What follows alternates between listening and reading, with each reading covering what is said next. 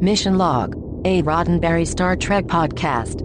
Episode 133, The Royale.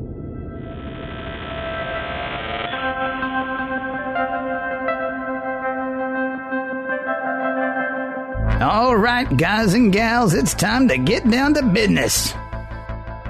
What sort of business are you getting down to? What? The business of Mission Log, a Roddenberry Star Trek podcast. I'm Ken Ray, but you can call me Tennessee for the duration of this episode. And I'm John Champion, but you can call me John Champion. Each week on Mission Log, we dig deeply into a singular episode of Star Trek to see what makes it tick and whether or not it can stand the test of time. Today, we're looking at The Royale. Or should I say we're checking into The Royale. Yes, you may well say that. I feel weird, by the way. I grew up in the South. We talk about this plenty of times. I'm never confident in my Southern accent. Well, Ken, it's good to have you back, and Thank you very much. And not Tennessee for the whole episode. Oh, you can call me Tennessee if you want to. I mean, it's still applicable. Hey, I know, T is for Texas, who is a character in this show. T is also for Tennessee, and T is for trivia, which we're going to get to in a moment. But before we do, I want to let people know if they want to leave a message for someone at the Royale, if they have something they'd like to leave at the front desk, there are a few ways they can do that. Mission Log Pod is one way to do that in a bunch of places. That's on Facebook, Skype, and Twitter. That is our handle in all of those places, Mission Log Pod. People, of course, can call us, 323-522-5641. That number again, 323-522-5641. You can email us, missionlog@roddenberry.com. Our show website, including discovered documents. And, of course, a place to leave comments as well is at missionlogpodcast.com. And remember, any place you leave them, we may use your comments on an upcoming episode of Mission Log. Ken, it's worth pointing out that if you do call that number, 323-522-5641, that does, in fact, not connect you to room service. Yeah. However, tipping is encouraged. Actually, let me, you say, wait, say that again. It does what? It does not connect you to room service. We will not actually bring you food to your home if you're listening to the podcast. No. That was, I think, maybe my favorite line in the episode. It's not a bad line. But there's actually, I think there is fun to be had when checking into the Royale, but we'll get to that by and by. In the meantime, tease for that third thing. It's John Champion's Trivia.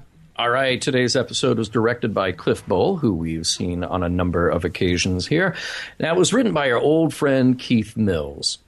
And I say old friend, and you're going, I don't know Keith Mills. Well, that's actually Tracy Torme. Now, he was very unhappy with the changes made to his original script, most of them made by Maurice Hurley. It came as a surprise to him, and he felt removed a lot of the more surreal experience of the story. We'll talk more about the specifics a little later. Now, he actually pitched the idea during season 1. Back then, it was called The Blue Moon Hotel, and the story was... Well, it was so well liked that he was given a staff job. And in retrospect, it's kind of strange because most people have said that they liked the original better, including director Cliff Bole. Now, the one piece of trivia that everybody latched onto and sent in. So, Ken, since you mentioned that we will mention you or mention names on the air, well, this is one of those times that the comments came in and we will mention them. So the one thing is the temperature of the planet. It is remarked that it is negative 291 degrees Celsius, and that is below absolute zero. That can't happen. So thanks to Bob and Alan on Twitter, plus Dave and many more via email for making my job very easy. In a similar vein, the age of the planet is older than the age of the universe, and you see that on the bridge monitor with details on the planet. Other things like a day is 15.3 hours, a year is 832 days, and finally, Fermat's theorem. Pierre de Fermat was born in the early 1600s, died in 1665. He came up with his unsolvable theorem in 1637, but he didn't leave behind his own answer. Now, in 1994, it was finally solved by British mathematician Andrew Wiles. He had thought about it all his life, and it took him more than 6 years of dedicated research to come up with his proof. Wow. Wait. So it's actually been solved now? It has. Oh, man. It has. I'm glad I didn't know that before we started watching. Otherwise, I'd be like, well, now I'm like what I'm going to be like next time I watch it. Right. Right. Now, okay, it's one of those things where, we don't jump the timeline. They actually do try to retcon this in a future Star Trek, and say that maybe this was one of many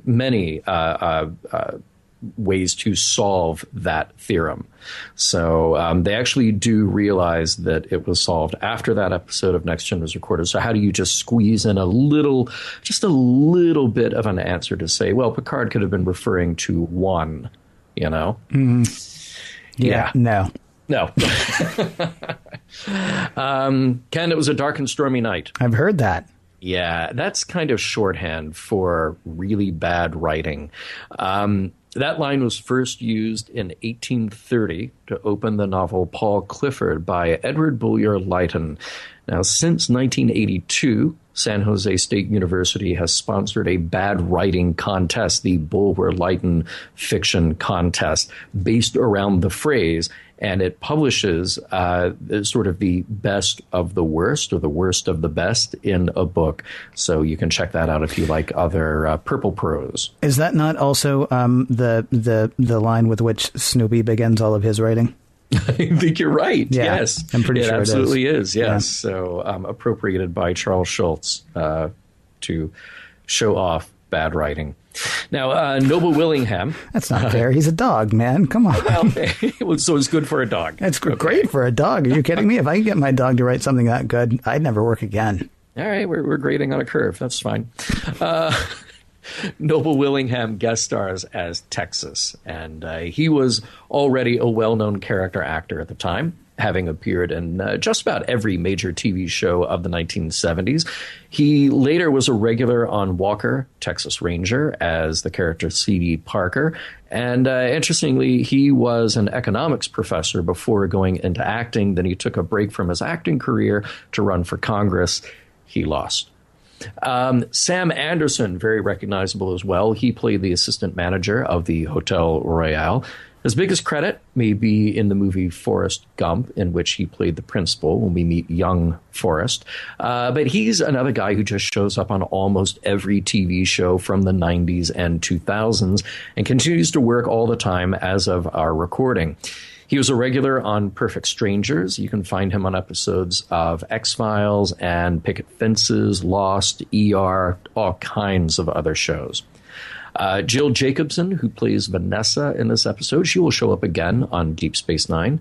And Greg Breecroft didn't work much more as an actor around the time of Next Gen. He was the guy playing Mickey D, and most of his other credits were soap operas.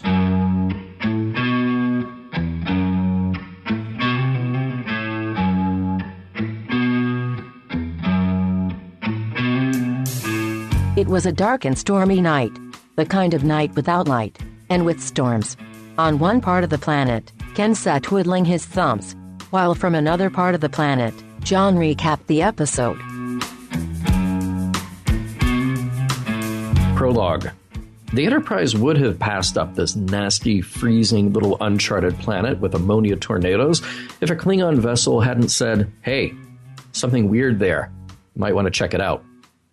Picard is hard at work contemplating a centuries-old math problem, Fermat's last theorem. Riker interrupts him about that weird thing they should investigate, so they do, and it is incredibly weird. There's debris in orbit of the planet, and when a chunk of it is beamed aboard, it is a slice of a spacecraft emblazoned with a NASA logo and an American flag. Act 1. That piece of debris they picked up is a chunk of a NASA spacecraft launched sometime in the mid-21st century. We're taking bets now on when that will be. About that time, another oddity pops up. There's a building in the middle of this violent, frozen wasteland on the planet below. The building actually seems to be hospitable to human life, and a small away team of Riker, Data, and Worf beam down. What they find is an empty black space, but with an old-style revolving door. They walk through to find a casino. It's most definitely a 20th century looking casino full of 20th century type humans playing games of chance. Just to make it more complicated, the away team can't contact the ship, and the Enterprise can't seem to get a lock on them either. On their own, the three walk around to try to get some answers. At the front desk, they are greeted by the assistant manager. He's polite enough, though short on answers. He gives them each a room key, but the bellboy interrupts, all worked up about this dame and some bad-sounding character named Mickey D. Although the casino of this Hotel Royale is full of people, Data makes an interesting discovery. None of these people are actually emitting any life signs. Act 2. Back on the ship, well, there's not that much to report from the Enterprise. They can't reestablish communication with the away team, but Deanna says she can feel Riker's emotional state. He's not in danger, just amused. Data is trying to learn what he can about these non-human, non-machine beings all around him in the casino. He sits down at a table with Texas, a boisterous card player, for a game of blackjack. Data picks it up right away. At this rate, he will be unbeatable. Back on the Enterprise? Same old. Riker's got a new plan. They will just walk out the door, that revolving door from the beginning. No luck. Like a scene out of a bad early comedy, the away team just keeps getting stuck in a loop and ending up back in the casino. No one in there is much help. Literally no one will answer questions about where they are, and Worf's attempt at blasting out with a phaser amounts to nothing. It really looks like they're trapped. Act 3, back on the never mind. Riker is more serious about finding a way out, his curiosity giving way to frustration and determination. In another area, the bellboy we met earlier is tucking a gun in his belt when the assistant manager catches him. It's dame problems again, and the bellboy is going to rub out Mickey D. When the assistant manager walks away, Riker catches him and demands answers. Yeah, that's not going to happen now either. As luck would have it, whatever they were doing on the Enterprise has worked, and communications are now back online. Picard asks Riker what's up, and he lets the captain know that they are trapped. Too bad for now, they'll just have to keep working on a solution. Data chimes in with some more interesting news. He has found traces of human DNA above where they are now. An elevator ride away, the away team find themselves at the door of a hotel room. It's pleasant in an early 80s resort kind of way, muted tropical tones, soft lighting, and a corpse in the bed. A really old corpse, like a few hundred years old. In the closet, Worf pulls out a spacesuit. It's American, from the same time period as the space debris they found earlier. The suit belonged to Colonel S. Ritchie, and once communications are back again, Riker asks Picard for a scan of who that might be. In the nightstand drawer, Worf finds something left behind by the Gideons. No, wait, it's a book, but a different book. Hotel Royale. Data examines it, a pulp novel about gangsters in a casino, kind of a junk book. Picard has some news for Riker, too. Colonel Ritchie, whose remains the away team found, was an astronaut who left Earth on July 23rd, 2037. In case we were all having trouble putting two and two together, Ritchie left behind a single diary entry after 38 years. His ship was infected by aliens who killed the rest of his crew. With only the Hotel Royale novel on board to go by, they created this facsimile hotel for Ritchie to live out his life. Sure, nice gesture and all, but he's just counting the moments until death releases him. Act 4. Now we've got some great background information, but really little of use to go on for getting the away team out of there. If the Enterprise tried to cut through the barrier around the hotel, it would probably end up killing Riker and his crewmates. Let's try for Plan B instead. Picard and Troy set about reading Hotel Royale to see if any clues in the text might help Riker and the others find a way out. In the casino, Data is getting nowhere talking to Texas at the blackjack table. His advice goes unheeded by the woman Texas trying to impress, and she loses almost everything. Before Riker can get the hotel assistant manager's attention, the bellboy prepares himself for the entrance of Mickey D. In walks a slick gangster in a white suit. The bellboy tries his best to act tough, but Mickey D says the dame is his. To settle it like men, they head outside. But before the bellboy can make it out, Mickey D shoots him in the back. All of this played out exactly as it does in the book. So Riker has an idea. Since Mickey D just left, as it goes in the novel, maybe there's a way out. He asks Picard what happens next. A group of foreign investors buy the place and then leave. Maybe this is the way out. Act 5. A lot can happen during a commercial break. You could go for a snack, or if you're like Data, you could become an expert on playing at the craps table. He knows the game inside and out, and even the matter of some improperly balanced dice is no impediment to his skills. Data fixes the problem and then, well, relishes in the fact that he can play to win, and he wins big. The chips keep coming, and the away team are up millions of dollars. Picard is listening in and warns him to stay true to the novel. The purchase price of the hotel was $12.5 million. The only other detail is that the foreign investors were generous. So Riker is. While Data is playing conservatively, Riker goes for broke. Well, he knows they're going to win. He bets big, and with their earnings, he buys the hotel. The rest of the money is to be spread around for the other guests. By playing along with the novel, he was right. Riker, Data, and Worf walk right out the door that first brought them there, and they are clear to be beamed back aboard the Enterprise. In Picard's ready room, there are still a number of things that don't add up. How Colonel Ritchie got this far away from Earth, what was the intent of the aliens? It's a puzzle they may never solve. The end. I gotta say, dude, I'm surprised you watched this whole episode. Why is that? Well, I assume that when we saw the American flag, that you were just going to turn off, because I remember what happened in the Omega Glory. Okay, all right. And also, I remember the name of the episode, the Omega Glory, which almost never happens. That is really good. Yeah. You remember it was the Yangs and the Cones? I do. I remember a lot about that. And Abraham Lincoln showed up, and he was riding a dinosaur. And I think they fought He-Man. That was. And I might have fallen asleep halfway through the episode. Right. No, seriously, when they spun it around and there was the American flag, I started having flashbacks about having to talk you through the Omega Glory. So good on you. And also nice recap, by the way. I don't know. Well, thank you for that. But here's the thing, though. So the problem with the Omega Glory is kind of like the same problem that I had with Miri or something like that, where we would just show up and just, here it is. It's just like America. Wait. People listening to this, if you don't know what we're talking about, it's long before the 100th episode. Go back, the Omega Glory. Ask for it by name, because we don't need to relitigate that whole.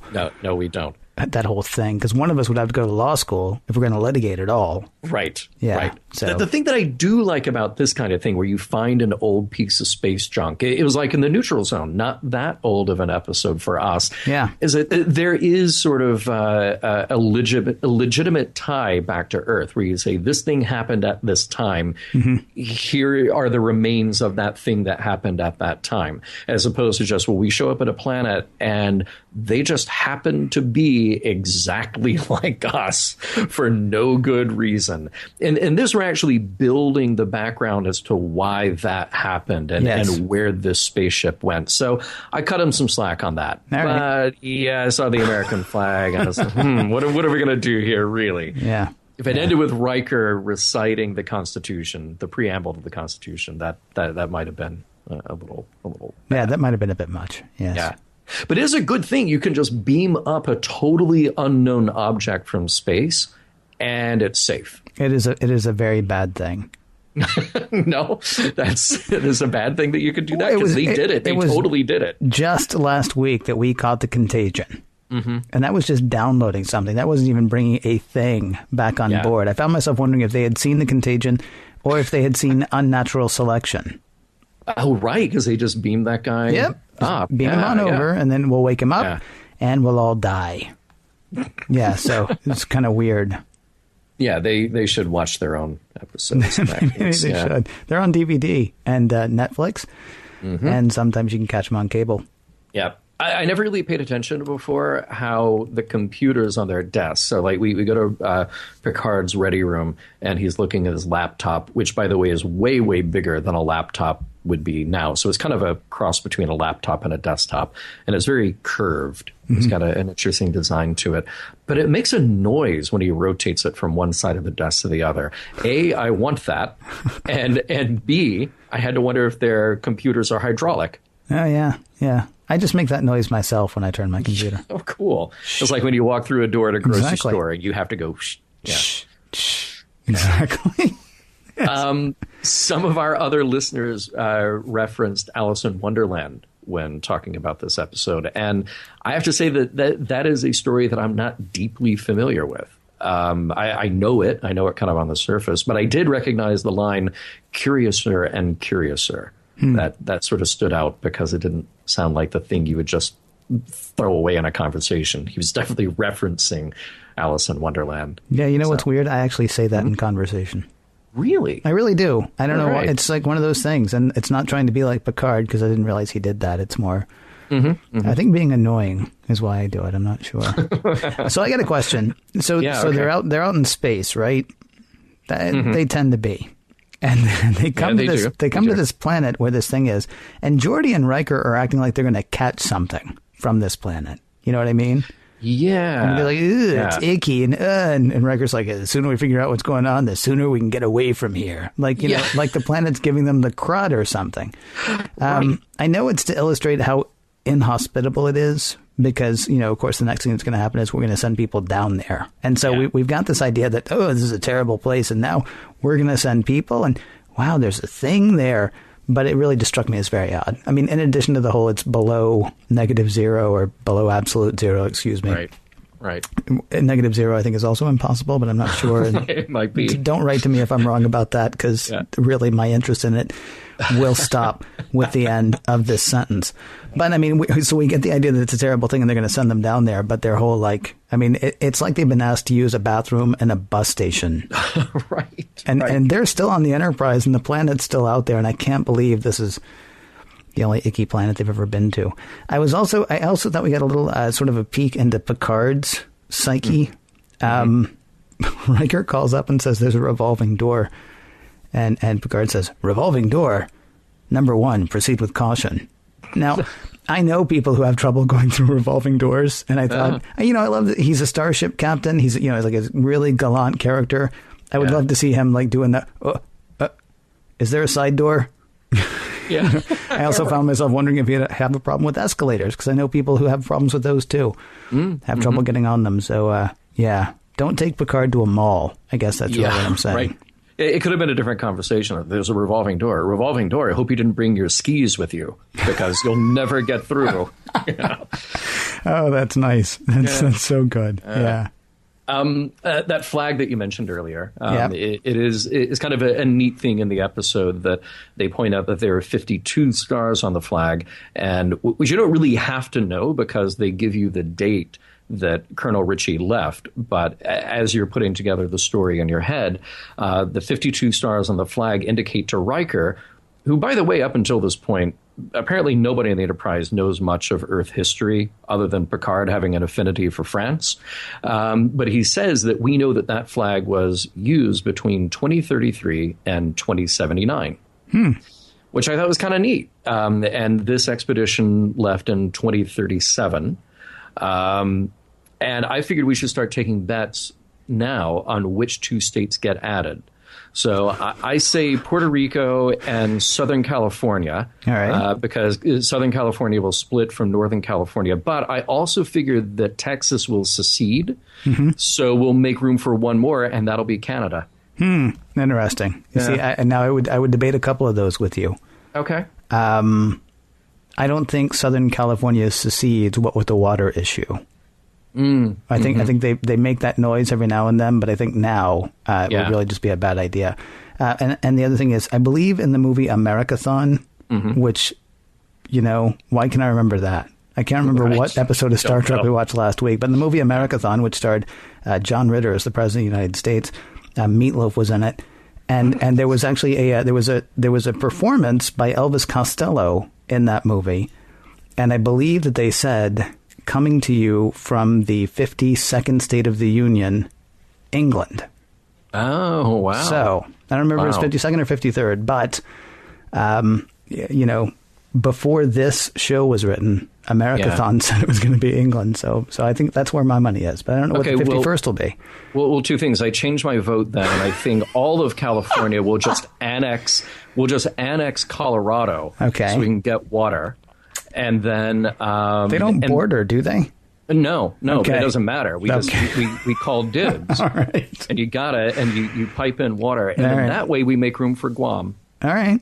All right. Yeah. So 51 is Puerto Rico, and 52 is up for grabs. Yep. All right. Okay. So, and the other comment, by the way, is I never thought that I would hear the names John Ritter, Elvis Costello, and Meatloaf together in a movie that you watched, and it was not a fever dream. Yeah, it was when I was a kid, too. Wow. Dude, seriously. I can't believe I actually named a movie that you don't know anything about. I have to find it now, clearly. It's I don't even know. I have a feeling it's bad, and it might even be racist. Oh, no. Well, it's 70-something. We weren't nearly as, Yeah. The Native Americans in this movie they might be not treated as well as they would be All right. in a movie today. But again, I was like 7, so what do I remember? Yeah. Add it to the podcast list. There you go.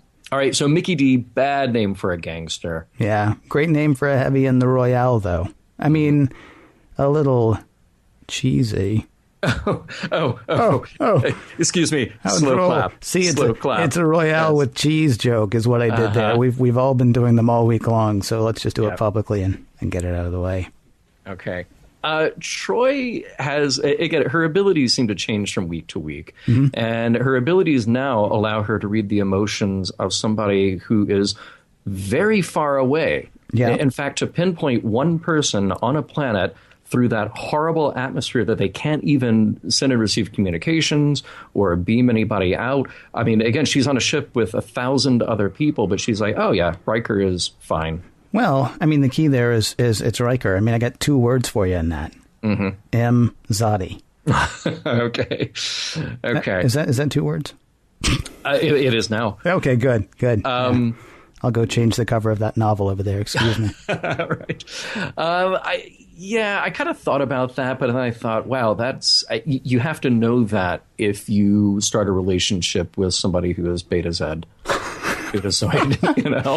Yeah. Oh, wow. Good point. Because you could have been broken up for a long time. You could be on another planet. And then they're just like, yeah, I know what you're thinking. Yeah. She could also just be lying about it.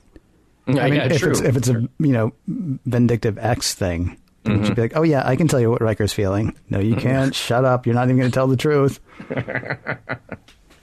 Hey, how do we think that Colonel Ritchie ate for 38 years? Because I wondered if they built a buffet with the casino, and another entry in his diary is just, oh God, prime rib and cheesecake again for 5,000 days. That's awesome. They built a buffet when he got there, so really don't have the lobster after like the 2nd year. No, right? Yeah, they're done with that. Yeah. Well, here's the thing, though. Okay, so I don't know that there's any point in going to this into the technology of this. We can just go ahead and assume something like replicator technology, right? I mean, they built hats, they built chips, and it's important they built hats because Data nearly walks away with Texas's hat. Right. And he's like, "Hey, my hat," and Data actually takes it off and gives it back to them. And they actually do call and see if they want room service. I mean, it's possible that it's sort of like the Beast's castle in the Disney version of Beauty and the Beast. They've had all these non-player characters with nobody to serve, nobody to fluff and fold for, nobody to vacuum after, nobody to feed. I mean, it's possible the whole place was like comes alive.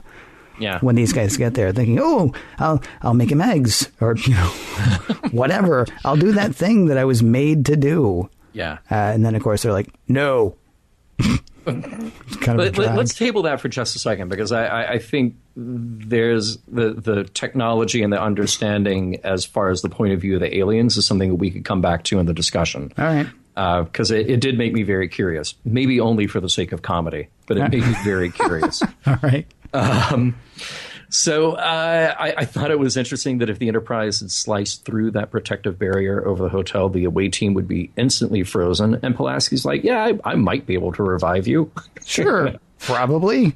Yeah, don't worry about Data. No, of course not. Because he's an android. But Riker, yeah, we might be able to. Yeah. And I also thought it was interesting that Picard and Troy are sitting at his desk just listening in on the dialogue on the scene playing out on the planet. Mm-hmm. So Picard did say, keep communications open. But how strange that you could or would do that, just sit there and listen to this ongoing thing. That dialogue is taking place in another area. Riker is kind of standing back quite a bit, and they're clear as day. So clear as like he had mic'd them to do that. And I just thought that, under what circumstances you do that on an away mission where you just say, okay, keep those on, and we're just going to listen to everything you do. Every mistake that you make, every single thing that you do, we will be hearing this broadcast in the ship, or at least in my room. I could have sworn that we'd actually had that happen before, though. Oh, I may be mistaken, but it seems like I actually wasn't so surprised by that because it seemed like that was something that we had done or knew that we could do. What do you make of Data really hamming it up while gambling? Because I thought, why?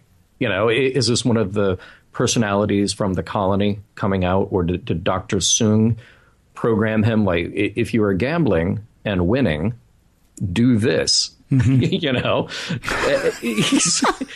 He's funny. That's a funny idea.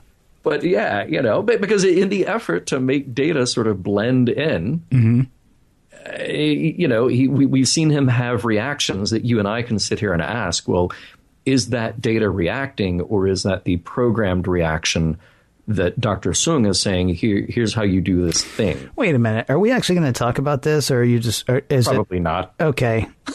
Well, then I say we don't worry about it. I mean, because there's a wealth of... There's actually a wealth of stuff to talk about there, but I don't think it happens in this segment. Whether it happens in the next segment or happens at all, I don't know. Here's the thing. Data is such a rich character for this kind of thing. I think we've had this discussion before, and we likely will again. If you're asking why specifically this time, it's a weird episode. Yeah. I mean, that really, I think, is what it comes down to. It's just a weird episode. And so when he starts doing that, it's just fun. And I think that's all it was meant to be. And then if we sit here and try to parse out, well, but why, then I think somebody wants to hit us on the head. Yeah, right. Yeah. Right. Well, okay, so let's talk about what happens in that game, because Data is obviously cheating, or at the very least, he is throwing the perfect game. And in the context of the novel, I would expect security to show up and beat him up. There's no security in the novel. There's nothing. This is such a. I mean, okay. So it is a bad novel. I get that. Well, we're only interested in the roles that are there. Well, it's not only that we're only interested in the roles that are there, but the aliens that built this place can only write those, right? The characters on the planet can't deal with anything outside of their assigned roles. Yeah. I assume that's why the gamblers approached by Data don't respond, with the exception of Texas, because Texas was actually written as a character. The guys in the background are written as background, and so they literally can't say anything to him. Even when Texas reacts, he only reacts the way he wants to, right? He asked Data, why did you screw me on that roll? And Data's like, I tried to tell you. but Texas is written a certain way, and so he can only say things a certain way. Same goes for the manager. And second, as you pointed out, this novel sucks. So I mean, there's no security there, because there's no security written in it, because that's not what the novel was about. And so the novel can't be anything but what the novel is. But it is interesting that the assistant manager, at least when you get to that point, he looks very concerned about this, that they're winning like crazy. Right. And you would think that just even in the context of the game, people would be like, this is not supposed to be happening, where somebody this is constantly winning. But if there's no security, there's no security. So I guess you can just keep doing that, and people will look at you askance, but you don't have to worry about being kicked out and beat up. The away team cannot find the exit from the casino. While they assume there is something wrong, not being able to find the way out of a casino really just sounds a lot like being at a casino.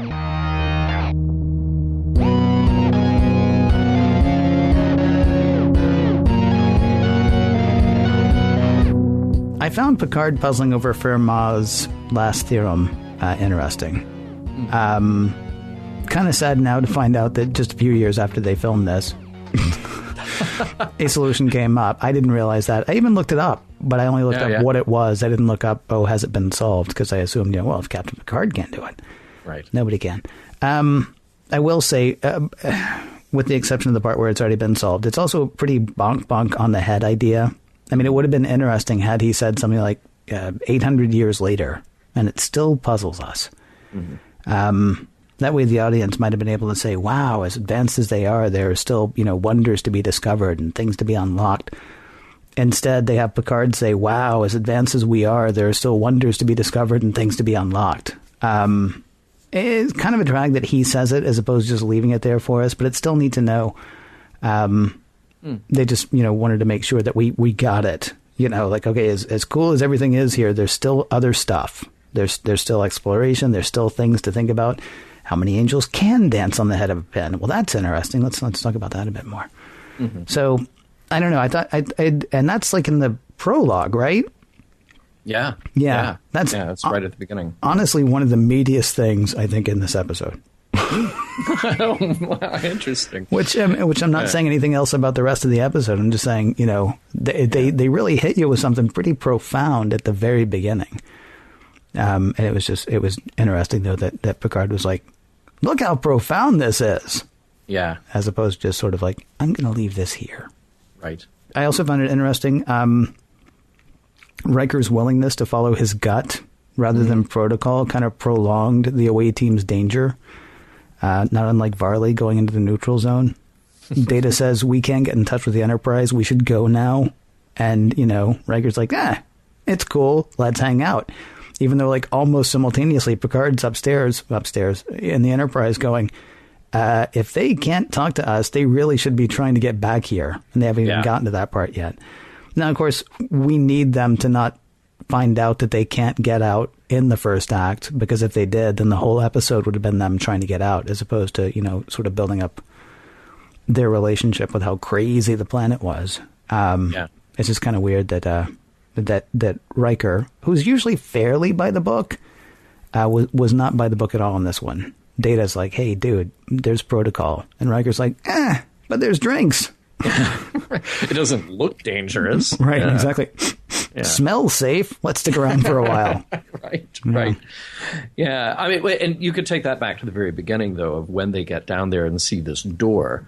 Well, do you legitimately just say, oh, okay, well, it's a door. Clearly, we should go through it, Right. It seems like maybe there's a little more study that needs to be done. Yeah, it might have been like one of those doors in them Harry Potter books where you go through it and that's it. Mm-hmm. There you go. You don't know. Yes. And now we've got power for the door for another 50 years. Yeah, right. When I mentioned the aliens in the previous segment, they really did make me think about, I don't know, kind of what their imperative was, what their plan was. And I kept thinking to myself, well, okay, why did these aliens stop at just one book? So, because there's an interesting thing with that. All right, so let's picture you've got a bunch of astronauts and they're in their ship and at least one of them has a book. Well, the spaceship has other things in it, too. We have to assume it has other written things in it, like, well, instruction manuals, because you always have that on a vessel. You have a printed manual of how the ship works, so that if you run into trouble, then you've got that. They had other things like they had the mission patch, which, by the way, was an Apollo, I forget which mission, but it was an Apollo mission patch, I believe Apollo 17, that they had kind of changed up a little for Richie's uniform. But here's why I kept maybe overthinking this episode.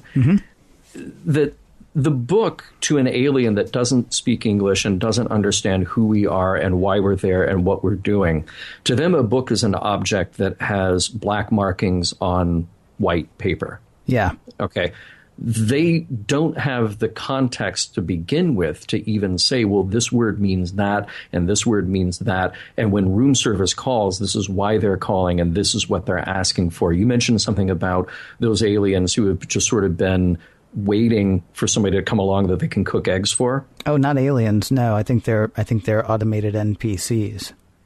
Do you think the things that were walking around were actually the aliens, or were they just like a wind 'em up, like kind of, were they automatons in a way? Yeah, well, it's interesting because I went back and forth on that, and I kept thinking there was a living intelligence or some kind of intelligence that created this space, and I would think would have to have been around long enough to observe it or keep it running even if the things that are in there are either automatons or other beings from that race. All we know that what Data said is that they were not machines and that they didn't emit life signs.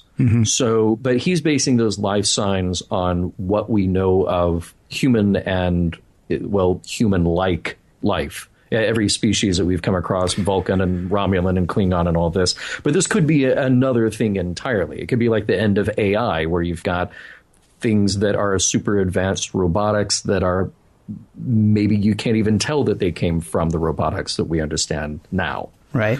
So it did give me a lot of sort of mental room to play with, to wonder who they were and what they were doing. Because if we say that this is just a simulation, that some alien intelligence or group of alien intelligence created and then plugged in and let it go, well, why let it go? Why let it continue, and why not check back in on this living being that you put there? Because then it is sort of like, you know, a person getting a pet and saying, hey, look, I got a pet. I'm just going to leave it in the cage and walk away from the cage and keep walking. Right. You know? Here's the thing. We only have Richie's summation in his diary that says that this was actually intentionally created as sort of penance, like to make it up to Richie for having killed all his friends and brought him to this hostile world, right? Right. The only relationship worth considering in this episode, it seems to me, is the one between Colonel Richie and whatever it is that picked him up.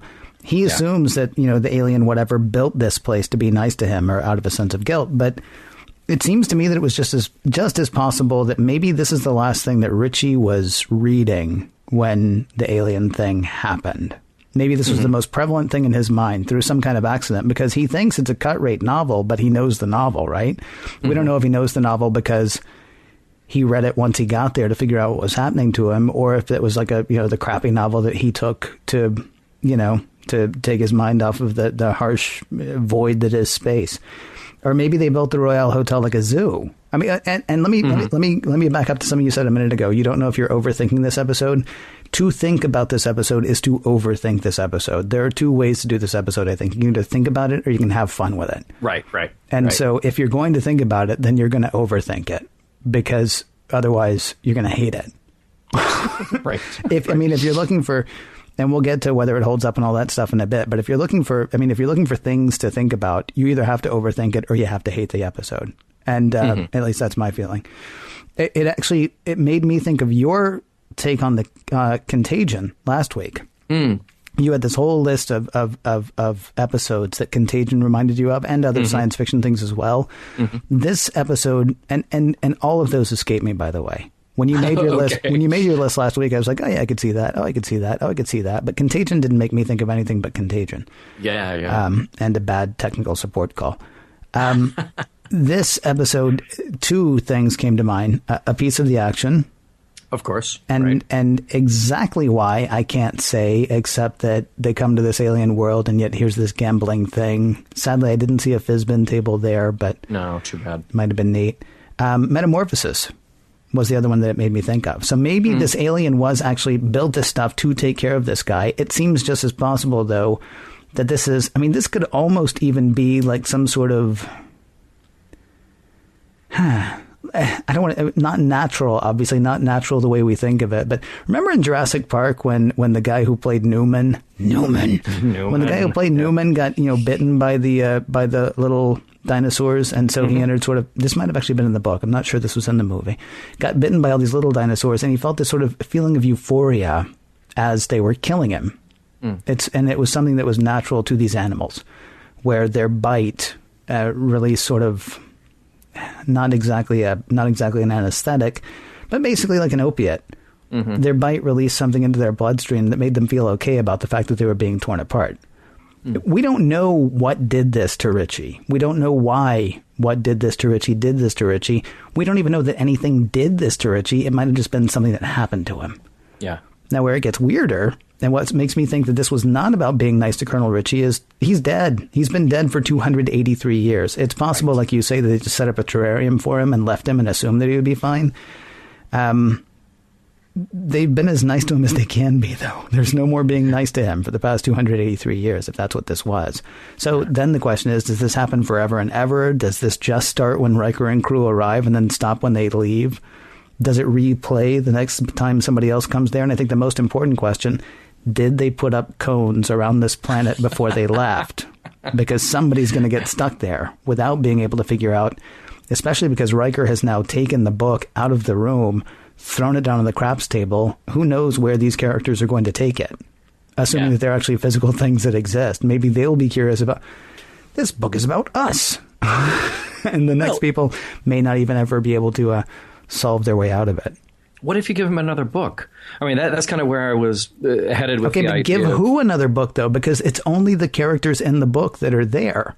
Yeah. Right? Yeah. Well, and then that raises the question, which you're right. We're probably thinking about it way too hard, at least I am. Well, you can't not. But go ahead. I'm sorry. But the intention of that first intelligence said, wow, we just killed these creatures. So I'm giving these aliens, I'm cutting them more slack in the department of compassion and intelligence and understanding than, say, like a critter at the end of season 1 that crawls its way into a Starfleet officer and just says, I'm taking over the universe. Mm-hmm. Because to me, that little critter is just a thing that is living out its evolutionary prerogative to keep making more little critters and take over host bodies wherever it can.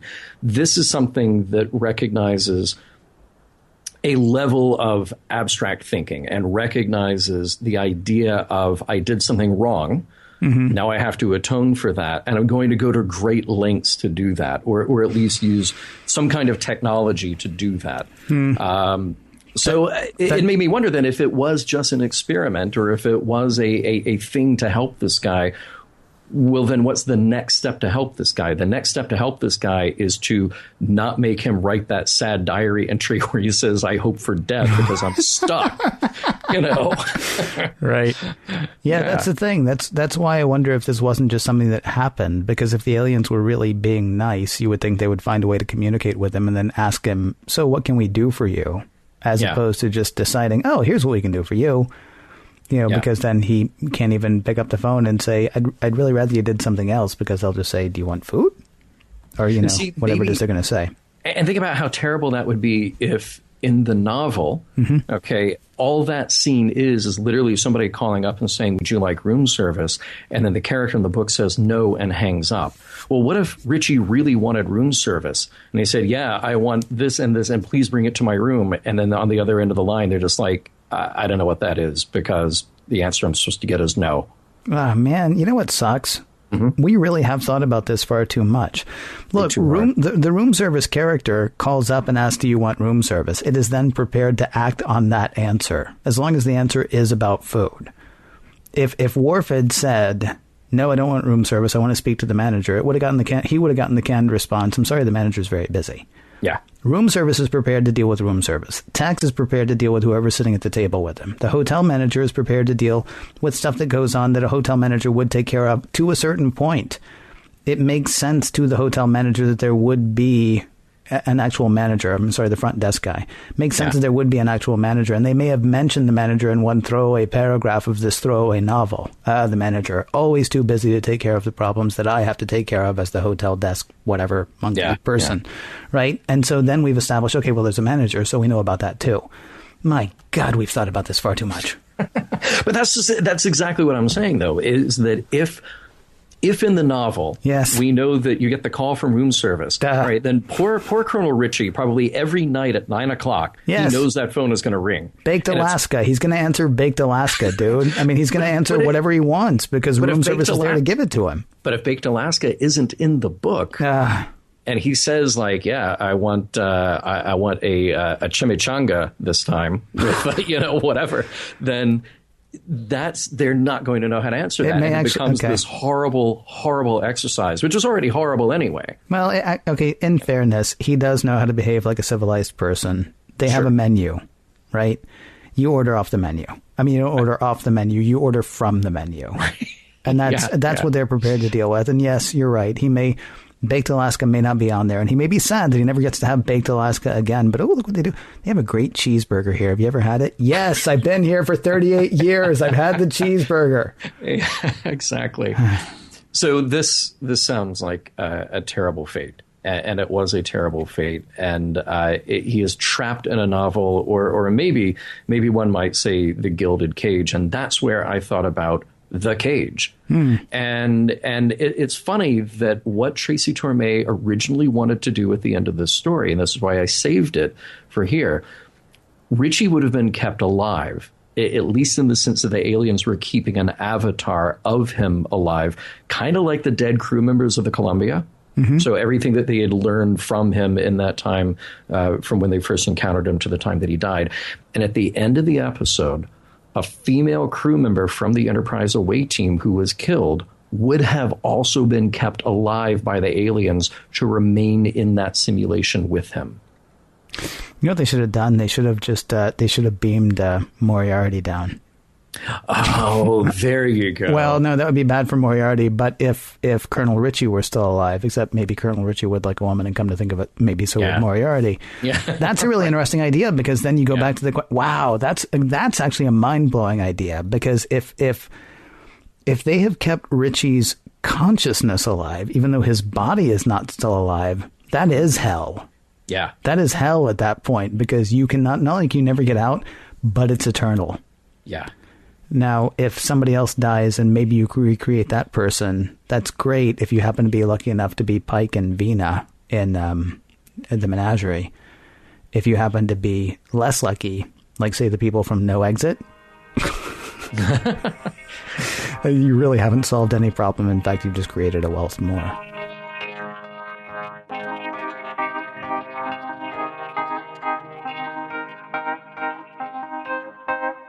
Time now to find the messages, morals, and meanings in the Royale.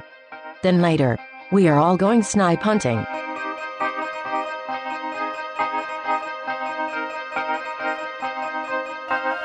I am blown away by having to ask this question. And I'm blown away by the possible answers, because I haven't read yours. Okay.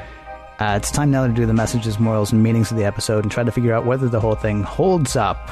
And we'll start with that, John. The Royale. Does the Royale hold up?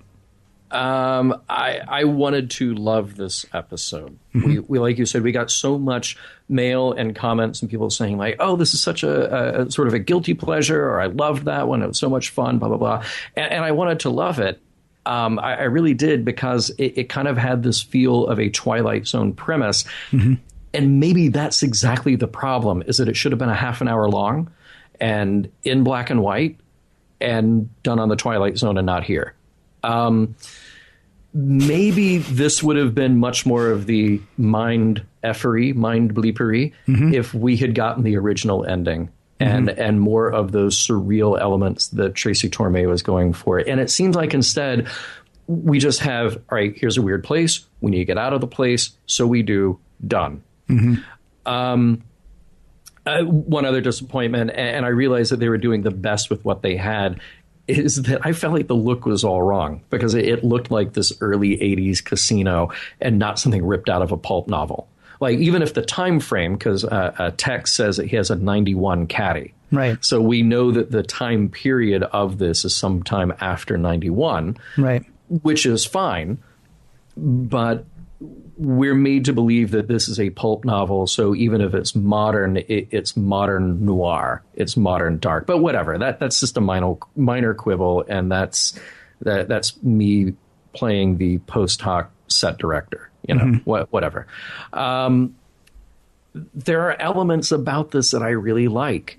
I like the premise, and I like the idea that we could have had something on the level of The Cage, where we get to ask ourselves, well, is it better to be alive in this simulation or living some other kind of hell, or be dead? That would have been profound to look at. But we don't get that. We just got problem, solve the problem, go away. There are fun scenes like Data playing at the craps table, but ultimately it doesn't hold up. And I kind of hesitate when I say that because I keep looking for all the things that I like in it, but it just doesn't add up. It just doesn't. I'm afraid not. What about you, my friend? I almost don't want to answer this question this week, and I'll tell you why.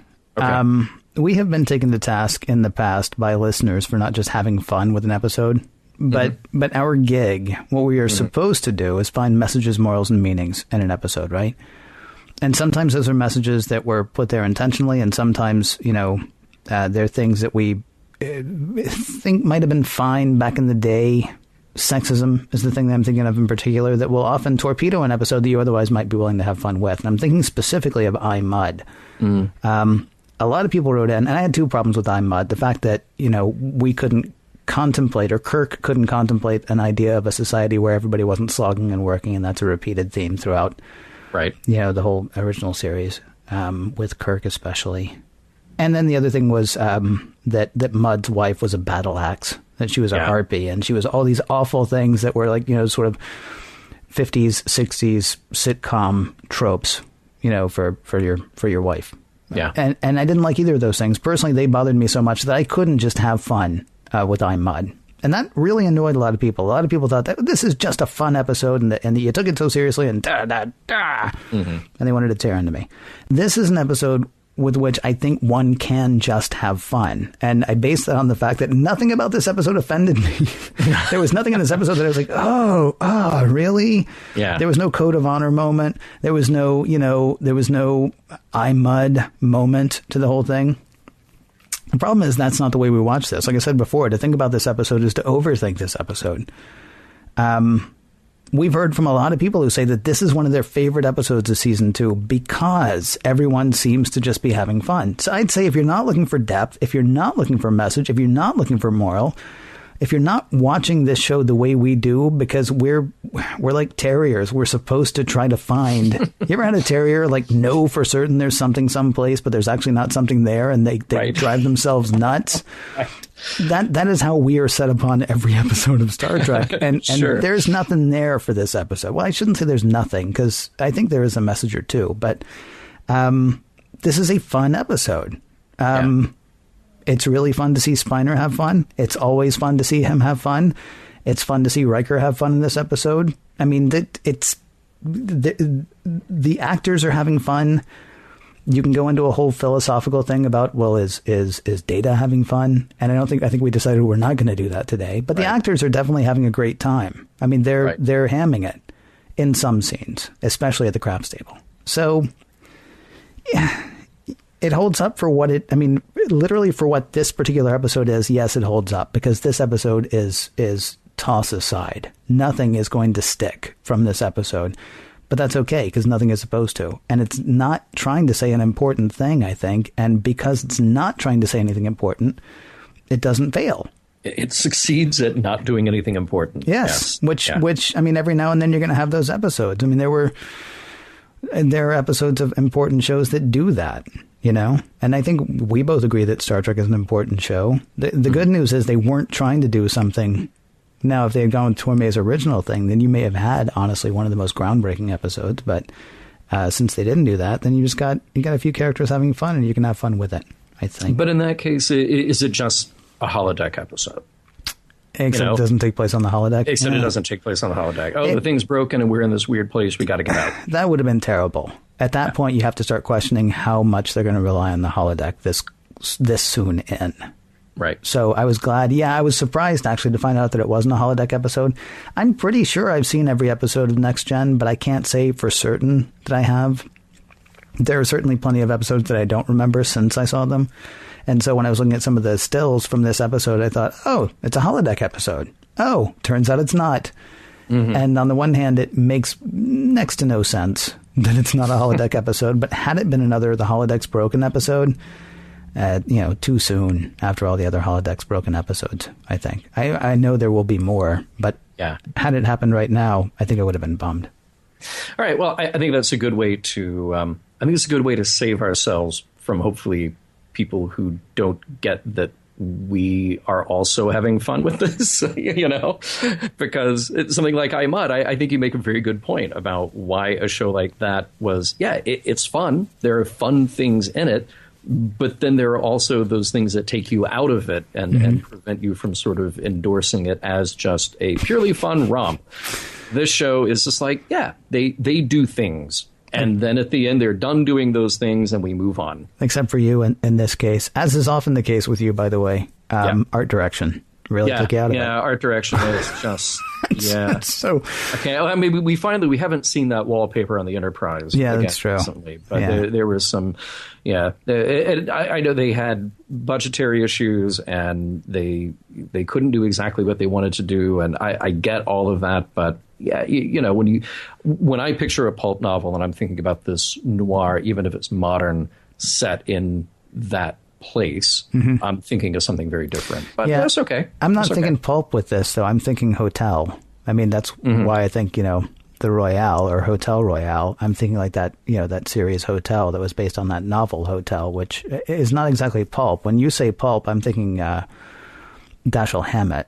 I'm thinking, thinking, or the Spider. I mean, depending on which end of that you want to go. The pulp stuff is very throwaway. This was a thick novel. This was a grocery store novel. This was, not quite a Harlequin romance. Yeah, certainly. But this was, this was cheap bestseller, which is I think like a step above pulp, and that's why I'm willing to forgive all the art direction, because this was Connie Selica and what's his name, James Brolin. That's good. That's good. Yeah. All right. So, is there anything to learn here? You said that there might have been some messages. Yeah. I mean, there were a couple. I mean, again, since it's our job to try to find them. Going back to Picard's rumination on the theorem, the fact is, as advanced as we get, or as advanced as we think we are, that there are always puzzles over which to puzzle, always, more stuff to look into and explore. That was, I mean, like I said earlier, it's bonk bonk on the head, but they go ahead and present that immediately. I would put that in the gem bag, honestly. It's like, oh, that's a neat little thing that has nothing to do with anything, but I love the fact that it's almost like the thing at the end of G.I. Joe, except this week it was the beginning, right. No matter how smart you think you are, there's always more stuff to learn. I'm Jean-Luc Picard, like the more you know, or the more you think you know, but you don't really, because there's always more. Ooh. The other, forced to find another lesson in it, I would say the only thing I could think of is sometimes the only way around it is through it. There's not a shortcut here. There's no escape here. They have to figure out what the rules are, and then they have to play the game to the end. Had they found out halfway through the original series episode that they had to play the game, Kirk would have spent the second half of the episode trying to figure out how to buck the rules. He would not want anybody to say, this is how you have to be, because nobody's going to tell James T. Kirk how he has to be. Right. So he would have spent the rest of the time figuring out how to bust his way out of it. Riker, on the other hand, is like, oh, so if I walk here, hit my mark, say my line, I can go. All right, everybody, here's our parts. Let's play. So, I mean, that was actually kind of an interesting thing, too. It's like, as neat as it might be to be a rugged individual, as neat as it might be to fight the system. Or you could also just stand in line, wait your turn, and get out. Yeah. Yeah. Which may be a stretch, but again, I'm a terrier with this, man. I'm a terrier. I think I got kind of the same things that you did. I liked Picard's intrigue with the unsolvable equation, because it is okay to not know. The trick is to keep trying to figure out how to know, to keep trying to figure out if there is a resolution that is satisfactory, instead of just stopping and going like, well, it's unknowable, so I'll just move along. And I also got the thing about playing along. Like, you maybe can beat the system if you just play along. If you go by those rules, then maybe this is the more clever way out. I also thought that it kind of goes back to a piece of the action, that you can't judge a culture by one book. Now, what's interesting is that in a piece of the action, I think you could take that episode and say something about faith and say something about this dedication. I mean, they worship that book, Chicago Mobsters of the 20s, and built their life. That was their religion, was building their lives around that book. this was very different because it wasn't anything quite as twisted as that. It was maybe this benevolent alien intelligence just saying, we did wrong. Here's all we have to go on. So we will create this to protect this being that we would have otherwise done wrong with as well. So it's not quite as meaty maybe to go on, but what they get is an incomplete picture.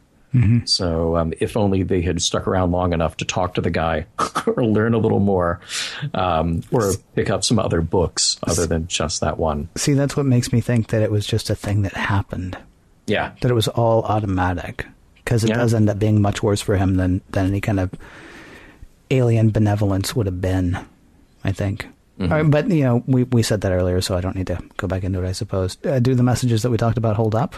Yeah, I think so. Even if they're not meaty, they hold up, Yeah. And I think that, maybe if Tracy Torme was being a little more subtle and sly with his original script, maybe some of that made it into the satire of customer service, like you can take it up with the manager. The manager's very busy, These things, this kind of endless loop. Like there could have been more fun stuff like that is definitely recognizable to a modern audience watching. So yeah, the messages that are there, they hold up. This is not a message episode, though. No, it's not. But it's fun. It is fun. Yeah, it is fun. You know what else is fun? What's that? All the amazing stuff that Roddenberry Entertainment is into. I mean, there are things like, for example, Mission Log is produced by Roddenberry Entertainment. Executive producer Rod Roddenberry. Find out more about their fine work at roddenberry.com. Lots of cool stuff at roddenberry.com, by the way, not just us. The 1701, what is it? 1701 News? 1701 News, yeah. 1701 News is there. And, of course, there's a link over to the Roddenberry Foundation and the good work they're doing. All kinds of stuff. So definitely worth checking out roddenberry.com. For more exciting Star Trek podcasts, check out Trek FM. That's Trek.fm online. Trek, that's online at, you know what I mean. Trek.fm. is what you type in that little place. For the latest in Star Trek news and discussion, be sure to visit trekmovie.com. And surprisingly enough, that is also online. Hey, Ken, next week, these two terriers are just going to sink their teeth into just like it'll be like a pig ear that we get to tear apart and go after, and we'll call it Times Squared.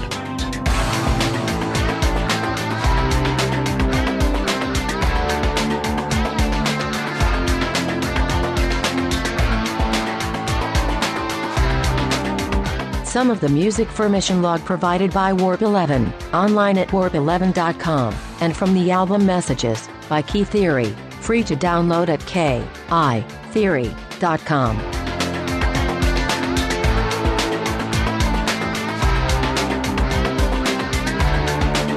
I'm sorry that Rita never showed up. She sounded like quite a gal. End transmission.